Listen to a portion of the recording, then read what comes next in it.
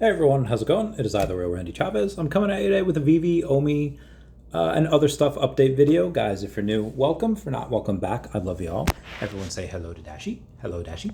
Commenting, liking, and subscriber is a free way to help support the channel. Non-free ways are Patreon and smashing that super thanks button down below. I don't know if I can any longer do these 8-hour streams. Apparently, out of the slip disc in my back, streaming for 8 hours is not that great for it. So we're going to do a lot more videos up here as well to kind of decrease that time. I just gotten off a stream with Crypto Rain. We went for about 2 hours.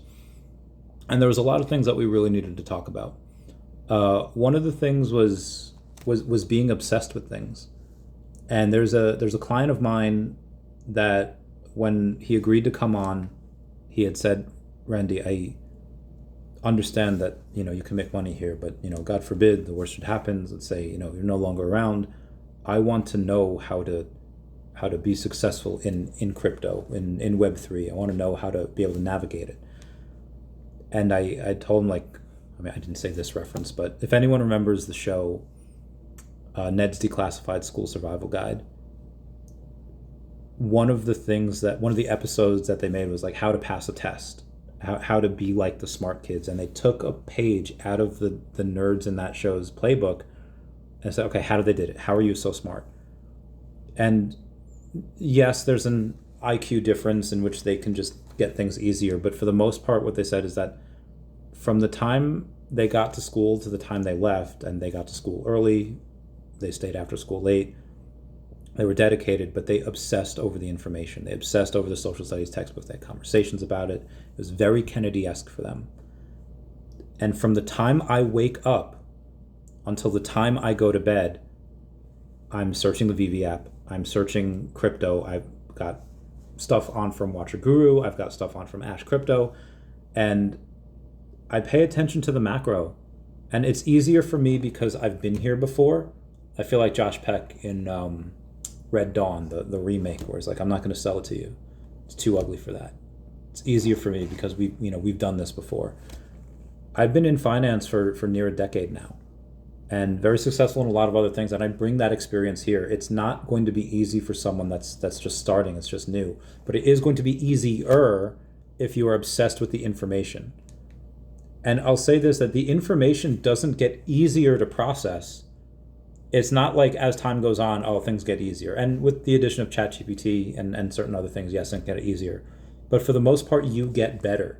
You get better at this type of thing. Like the process is still hard, but you get better at processing it. And it happens in crypto. And that famous quote of, just because you don't take an interest in politics doesn't mean that politics won't take an interest in you. And it's the same exact thing for economics. It's the same exact thing for the macro.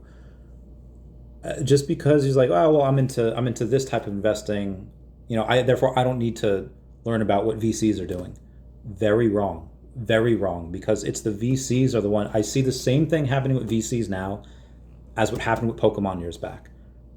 Back in the day in Pokemon cards, people bought what they liked, what they grew up with, and then they bought the things that were adjacent to that. If they're like, my favorite thing was like Bulbasaur. First appearance PSA 10 was one of the things that I first bought. Actually, the first thing I bought was PSA 10 Pidgey. I was legit in the hospital getting my appendix removed. And I was just like, oh, thank God. I'm able to get this Pidgey on eBay. And anyway, memories. If your first starter was a Bulbasaur, you might buy a Bulbasaur. You might buy first edition PSA 10 Ivysaur, Venusaur, the stuff adjacent to that. And then maybe you might buy Ash's team. You might buy the Charmander, Charmeleon, Charizard. You might buy the Squirtle. You might buy the Pikachu. You might buy all these different things. So that's what happened in Pokemon. You bought what you're familiar with, what you grew up with. Then you bought what was adjacent to that. And for a fair amount of people that could afford it, that flew into trophy cards.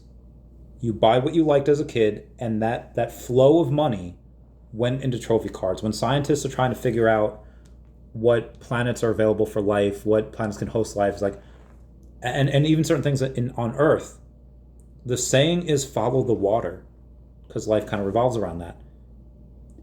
In Pokemon and in economics, it's following the money.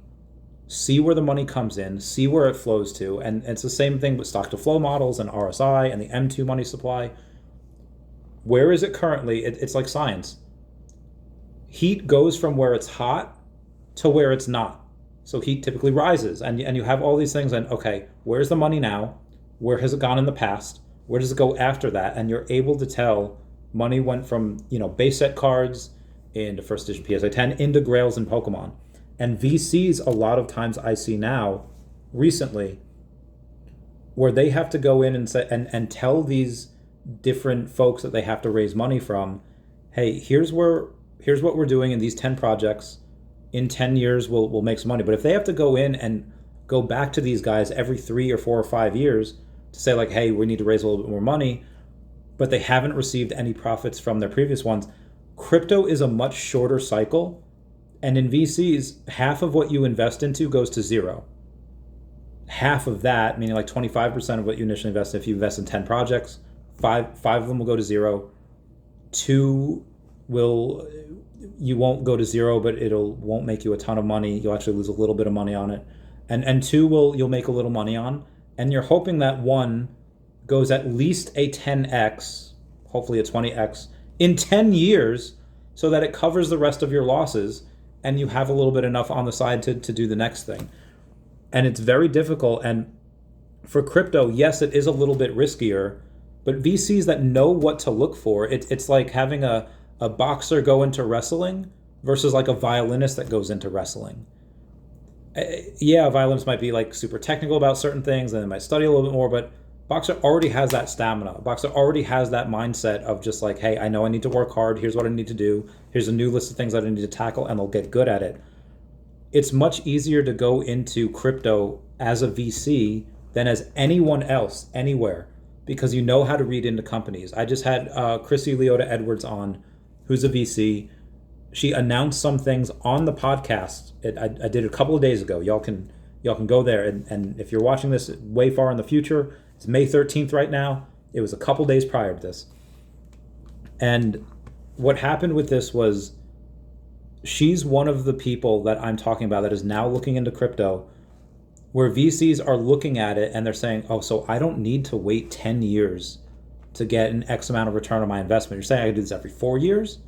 And you're saying that I don't need to have one thing go, 10 or 12, 20x to cover my other 10 things. I could put in the same amount of money, but into 100 projects. And I've said this before with OMI, and that'll be proven right in the next year.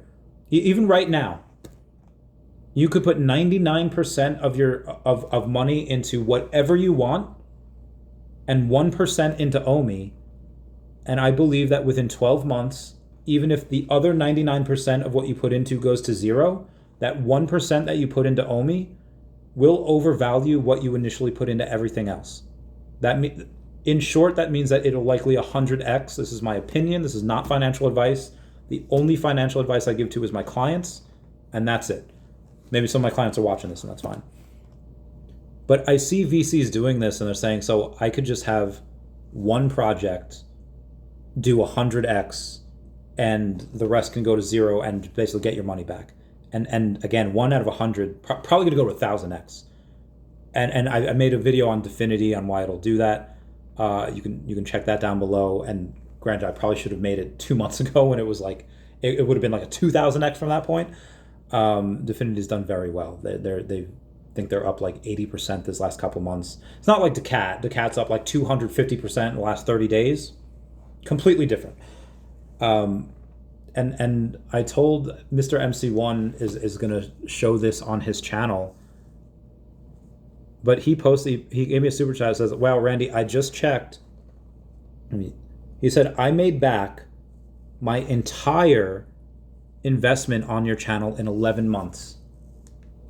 And because he's a VC, normally it takes him like 10 years to make his money back or more.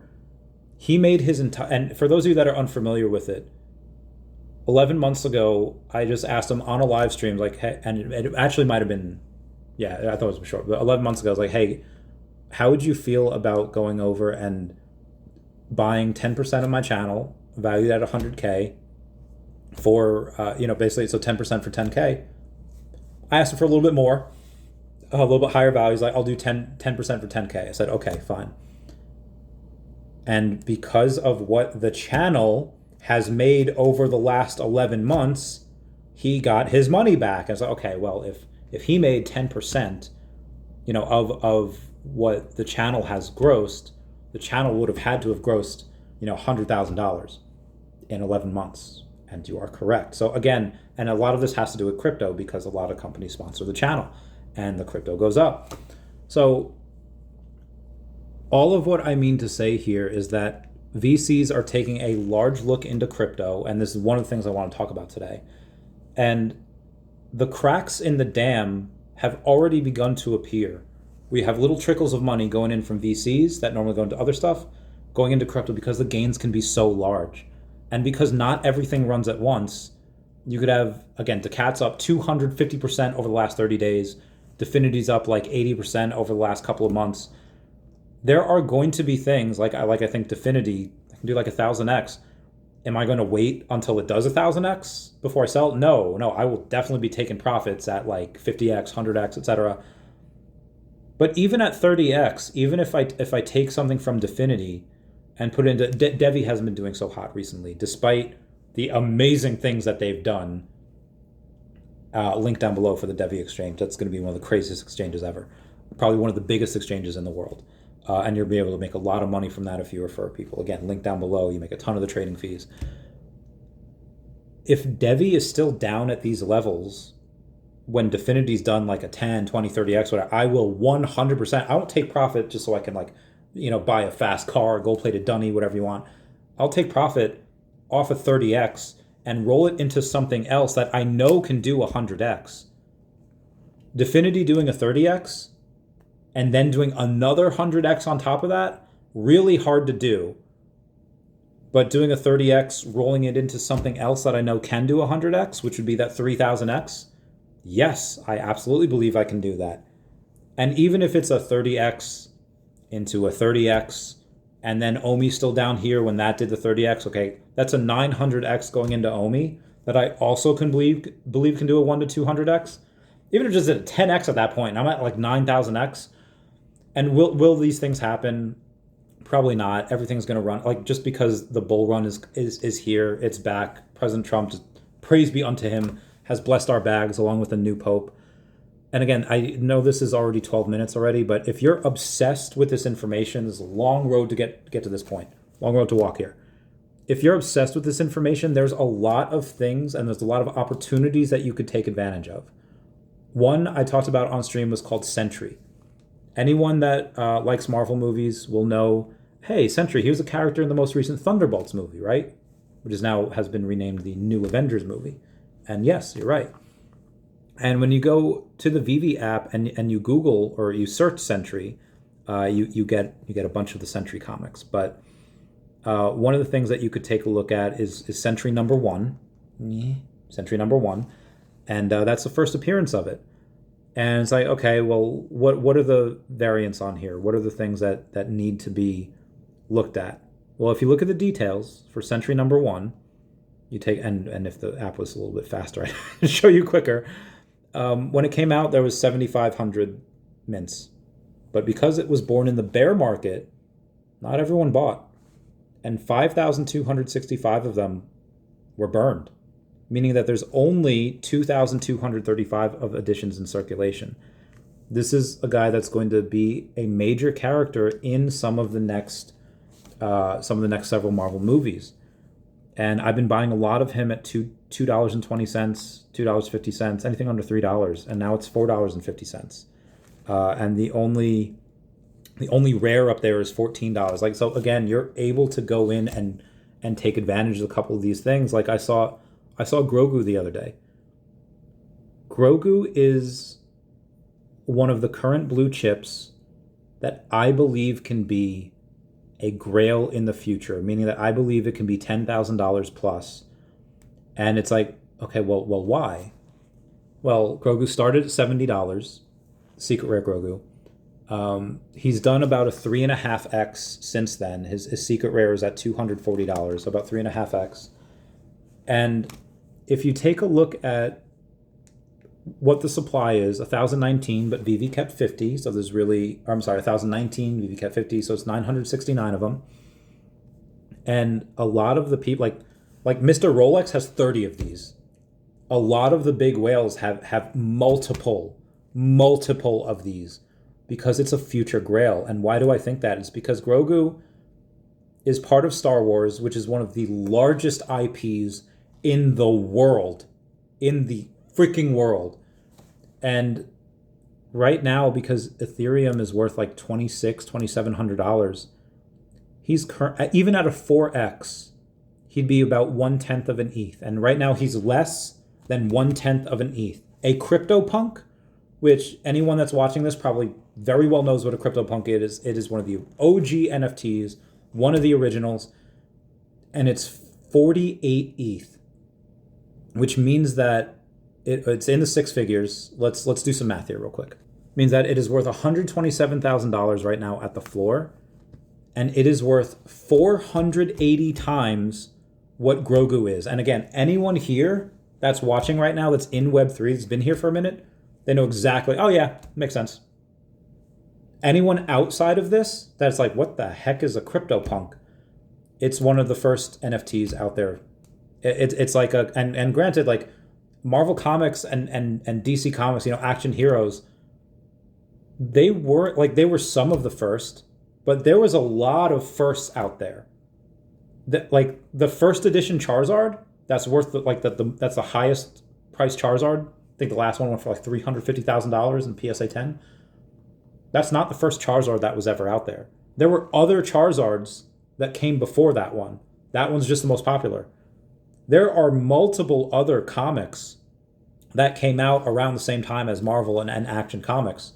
These ones just had the best one. So in the grand scheme of things, and now again, the time between Action Comics and Marvel Comics was, years, multiple years, 10 years, 20 years, whatever it was. There were multiple other comics that came out in between them, and nobody knows who they are now. They're done. They're gone. So I know that CryptoPunks is probably, I hope, last the test of time, because that's going to be very good things for Web3 in general. But you have first appearance Grogu over here, which yes is coming out 6-7 years after CryptoPunks. But most people in the world know what Star Wars is. Nobody outside of Web3 knows what CryptoPunks is. Now that could mean that there's going to be a lot of new eyes on the CryptoPunks because of what can happen. There could be a lot of new eyes that are on CryptoPunks, new money going in, and maybe you add a zero to a CryptoPunk. There's thousands, there's multiple thousands of them, but maybe it's undervalued. And I'm sure in this bull market that it goes to hundreds of thousands of dollars, not just 127, what it is right now at the floor. And maybe it goes to $1 million. Maybe it adds a zero on there. But as far as IP is concerned, is this 2D JPEG really worth 480 times more than the first appearance of something? Again, there's multiple thousands of these CryptoPunks. For anyone that's a nerd, anyone that knows Star Wars, there are 3 of Yoda's kind. You have Yoda, you have the lesser known Yaddle, who I don't even think has freaking dialogue in the Star Wars movies. She has a little bit of dialogue in the Clone Wars series, the cartoon. So some of the super nerds know who Yaddle is and they know her. But there's not any more movies coming out about Yoda or Yaddle. So leave that there. Grogu, which is, again, only the last of Yoda's kind, there's only 3 of them in the entire world. And there's 969 of him here. And one of the things that I got a little salty at Marvel for when they cast She-Hulk. Now, the woman they cast is super beautiful. I love her. I'm one of the few that loves that series. I love her. If you're watching here, call me. But, she's in her late 30s. And that is fine. But not when you want somebody to play a character for 20 years. Some of the young Avengers that they have Kid Loki, they have Wiccan and Speed, even Ant-Man's daughter, who's like 25 now, she's a whole freaking adult, or Catherine Newton's 27, however old she is. She can play that character for another 15, 20 years. The character that they have for She-Hulk at already 37, 38, maybe 30, almost 40 now. Maybe she can play for another 10 years, like maybe. Yoda was almost 900 years old when he died. Grogu is like 50 something years old and still considered a baby, a child. They can literally make movies about this character without having to go through like the James Bond new reiterations, the Doctor Who. They have to change doctors every few years because they age out. They can make content about this character for 8 centuries. The greater part of a millennia. This thing is so stupid, freaking undervalued. People think that a 2D JPEG of, again, CryptoPunks is great, titan in its field right now, but outside of Web3, nobody knows who it is. Grogu, and they're thinking that that is worth 480x of what Grogu is, Baby Yoda. Good freaking luck selling that to any VC. Good freaking luck selling that to any institution, any hedgie. Anyone with an investing background worth their salt is going to be like, okay, yeah, Grogu makes sense. VeVe makes sense. All these licensed digital collectibles. I had Gary V on the channel the other day asking him, like, hey, what do you think about, like VeVe? Like, your stuff is going to be huge. VeFriends is going to be great in this greater bull market. It's already, has a floor price of over an ETH. And he said that, and I asked him, like, do you hedge your bets? Do you have anything on, like, first appearance Spider-Man, Superman, the big IP, let's say, on VeVe? And he said, VeVe right now is centralized. And will they always be centralized? Probably not. Dollars to Donuts, they are probably not always going to be centralized. They will probably have, and it could be in months from now, it could be in several years from now. They're likely going to get, and I guarantee it's contingent on the IP, on the licensors, place where a lot of these Web3 purists, like, yeah, they'll be able to store it in MetaMask. They'll be able to store it, offline out of VeVe if they want. And he said, like, listen, what we have to do is we have to Gary Vee's talking about his VeFriends. He's saying, like, we haven't been around for decades. We haven't been around for centuries like some of this IP. We have to do so much work to get close to the demand of Superman and Spider-Man and Darth Vader. And again, that's somebody that is worth hundreds of millions. It's probably worth $1 billion by now. And I hope his wealth goes even more because I'm from New York. His goal is to buy the New York Jets and win Super Bowls, and they've sucked for my entire life. And I hope he's successful. Does he understand and respect CryptoPunks? Yeah, I'm sure he has. I'm sure he has a couple. But I guarantee you that he has VeVe. When I asked him and he didn't technically answer, he didn't say that he didn't have any VeVe because he knows where value comes from. And as many eyes that are going to get on VeVe, there's probably going to be more that's going to be on the OMI token. So anyway, that's it for me. I've gone 23 minutes on this. Everyone, please comment, like, and subscribe. Comments are good for the YouTube algorithm. Everyone say bye-bye to Dashi. Bye-bye, Dashi. I love you guys. Goodbye. Meow, meow, meow, meow.